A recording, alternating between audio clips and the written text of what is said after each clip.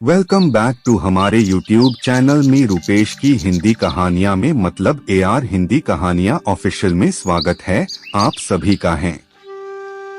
नए हो तो मेरे यूट्यूब चैनल को सब्सक्राइब जरूर करें, धन्यवाद। आज की अपनी कहानी है आत्मसम्मान की भावना, आपके मन को छूने वाली एक दिलचस्प कहानी। आत्मसम्मान की भावना कहानी। हर किसी का खुद के अंदर एक आत्मसम्मान की भावना होती है। जो इंसानों को क्या करना होता है, खुद से अंतरात्मा से प्रेरणा मिलती है। तो आइए आज एक ऐसी कहानी बताने जा रहे हैं जो कि खुद के आत्मसम्मान को दिखाती है। तो चलिए आत्मसम्मान के भाव की इस आत्मसम्मान की भावना कहानी self respect story in Hindi को जानते हैं।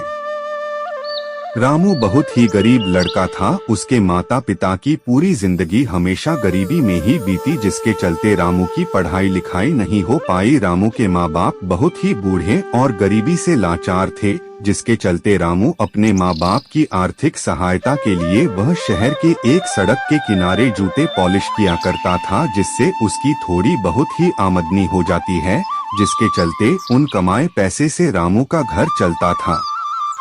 रामू बचपन से ही बहुत मेहनती और ईमानदार था। वह शहर के बड़े बड़े इमारतों को देखता था। उसे भी लगता था कि उसकी भी गरीबी एक दिन जरूर खत्म होगी और वह अपने माता पिता की अच्छी जिंदगी जीने में सहायता करेगा। यही सब सोचकर रामू अपने अपने जूते पॉलिश की दुकान पर खूब मेहनत करता था, लेकिन वह कभी भी अपने ग्राहकों से अपने मेहनत के पैसों से ज्यादा पैसा कभी नहीं लेता था, जिसके चलते उसके दुकान पर खूब भीड़ होती थी। सभी रामू के व्यवहार से खुश रहते थे।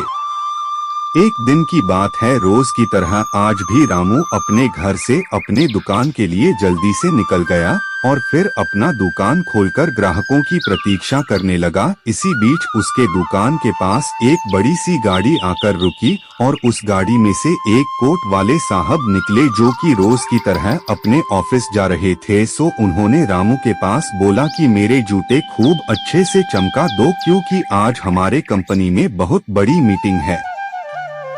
तो रामू भी फटाफट उन साहब के जूते पॉलिश कर दिया, जिससे खुश होकर उस साहब ने 500 रुपए का नोट थमाया। लेकिन रामू के पास तो इतने पैसे कभी एक साथ इकट्ठे भी नहीं हुए थे और न ही रामू के पास उस समय छुट्टे पैसे भी थे कि वह अपने पैसे काटकर बाकी पैसे लौटा सके।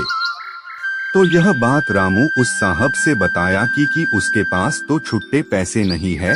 तो वह साहब थोड़ा जल्दी में थे, बोले कि अभी तो मेरे पास भी छुट्टे पैसे नहीं है, इसलिए तुम पूरे पैसे को ले लो, अपने दिमाग से सोचना सीख देती कहानी। तो रामू तुरंत बोल पड़ा, साहब हम गरीब जरूर है, लेकिन मेहनत करके पैसा कमाना चाहते हैं। अगर आपने मुझे एक बार इन पैसों को दे दिया तो हमें यह पैसा कमाने का तरीका तो आसान लग सकता है, लेकिन यह ठीक नहीं है। इससे हर कोई मेहनत करना ही छोड़ देगा, लोग बस दूसरों के एहसान के बदले जीना सीख जाएंगे और मैं ऐसा नहीं चाहूँगा। सो आप इन पैसों को वापस रख लीजिए और जब अगली बार आना तो मेरे जितने पैसे बनते हैं उतना दे देना। यह बात सुनकर उन साहब की आंखें खुल गई और मन ही मन सोचने लगे कि हमने इस लड़के की आत्मसम्मान की भावना को ठेस पहुंचा दिया है। इसलिए वे साहब रामू से बोले, बेटा तुम अपनी परिस्थिति से गरीब जरूर हो, लेकिन अपने आत्मसम्मान की भावना से अमीर हो, इसलिए हमें माफ करना। और इस प्रकार रामू ने अपने कार्यों से एक इंसान का दिल बदल दिया और फिर वे साहब बार बार यही सोचते रहे कि वे अमीर है या वो गरीब लड़का रामू, जो गरीब होते भी दिल से अमीर है। कहानी से सीख। दोस्तों, गरीबी एक ऐसी चीज है जिसे इंसान के जीवन में कभी न कभी जरूर रहता है, लेकिन अगर हम गरीब होते हुए भी अपनी आत्मसम्मान की भावना को कभी भी कम नहीं होने देना चाहिए, क्योंकि आत्मसम्मान ही एक ऐसी चीज है जो कि इंसान के इंसान होने का एहसास कराती है।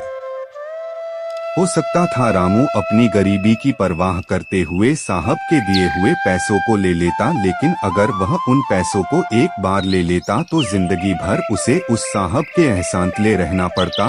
लेकिन रामू ने अपनी मेहनत और ईमानदारी को हमेशा आगे रखा, जिसके चलते वह लोगों का दिल जीतने में सफल रहा। यह कहानी हमें यही सिखाती है कि हम अपने जीवन में चाहे कितनी ही कठिन दौर से क्यों न गुजर रहे हो, लेकिन कभी भी अपने आत्मसम्मान की भावना को कभी नहीं खोना चाहिए, क्योंकि अगर हमने अपना एक बार आत्मसम्मान की भावना को खो दिया तो हो सकता है कि हमें फिर लोगों के एहसानों के तले अपनी जिंदगी गुजारनी पड़े। आप सबको यह आत्मसम्मान की भावना की हिंदी कहानी कैसी लगी, प्लीज हमें कमेंट करके जरूर बताएं। मिलते हैं अगली और एक नई कहानी में। धन्यवाद। वीडियो देखने के लिए कृपया चैनल को सब्सक्राइब करें, वीडियो को लाइक करें, शेयर करें। धन्यवाद।